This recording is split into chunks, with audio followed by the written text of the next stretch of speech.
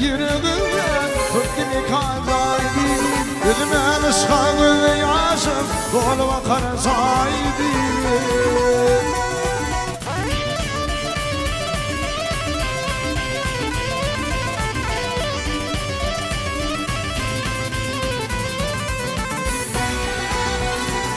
Yandırma yerini gelerine Dillerini dağına kene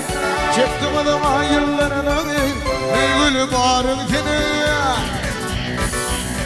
Hiç girmeklik mümkün eller Korkulu bağım kene Korkunum ola kıyım sordu Almayın ağırın kene Bu soydu temenne yok Dolar bile pul bilir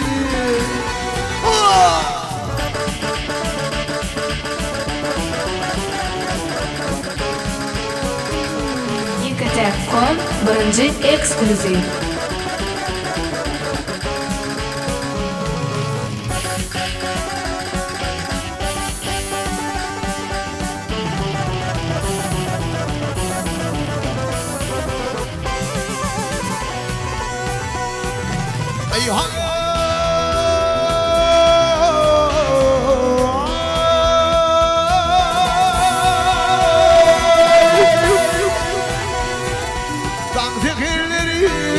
Tekirleri kandalı Geçip gittin güdülü Cimalın önümde tam Huşum gitti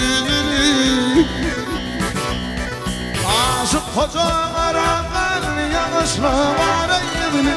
Aram gördüm gidebilmek Korkutup parmaydı Gülünen ışkımını yaşım Doluma kar sahibi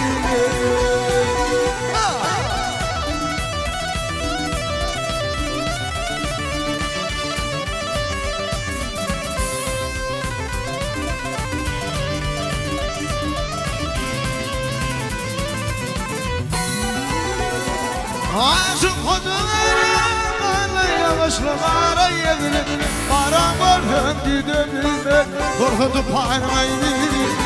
O soydu demin yok Dolar bile pul değil